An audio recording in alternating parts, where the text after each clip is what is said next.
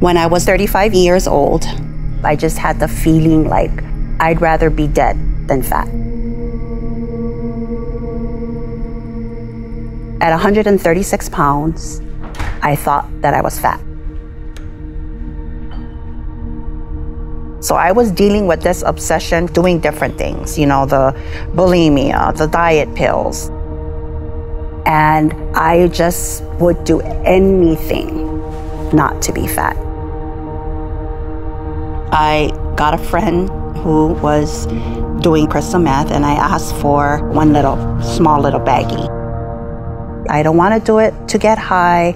I just want to do it so that if I just take enough, it would suppress my appetite, and that's all I want.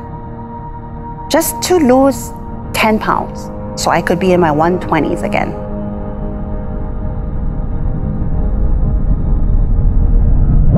I became very quickly addicted within a matter of 2 weeks.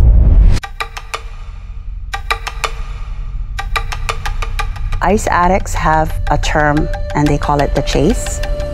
It's every minute of your waking day, you're chasing the drug. One night, I think my husband was just kind of fed up with everything.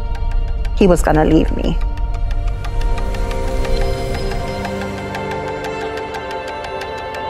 As the addiction progressed, I'd wake up and I'd say, am I gonna live or am I gonna die today? So I took about 20 muscle relaxers and I drank a whole bottle of tequila and ended up in the emergency room.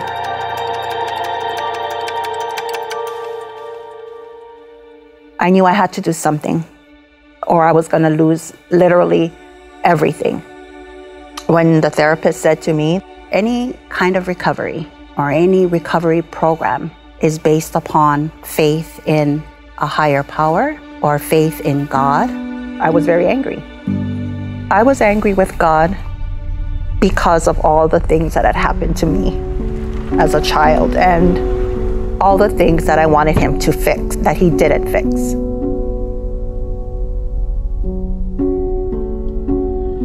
Back in the day, it was called discipline. So I was angry with him, so angry. Any addict knows that there are other issues that fuel your addiction. Then I got a phone call from a relative and he said, Auntie, I just wanted to let you know that the church has an addiction recovery program. Grudgingly, I told God, okay, I'm gonna do it your way. And if it doesn't work out, then you cannot blame me because this is my one last shot with you. And so as we went through the steps, step number 3 came up, and it was trusting God, turning your will over to God. Okay, so now you're telling me the same old thing. I gotta do things your way. I couldn't see it. The real help came one day when I read an article from The Ensign, a spiritual magazine that I said I was never gonna read. And in this article, he talked about Lot's wife. Lot and his family, of course, were asked to leave the city. It was going to be destroyed, and they were cautioned, while you're leaving the city, don't look back. And we all know that Lot's wife looked back and was turned into a pillar of salt. Why did this happen to her? Why was she turned into a pillar of salt just for looking back?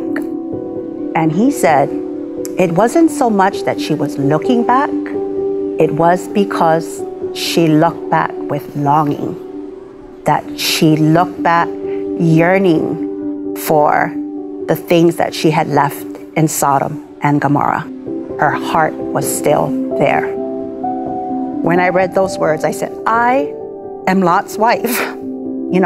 I'm her, looking back and longing for things that are not there. Looking back for a life that if I stayed in it, I would be destroyed.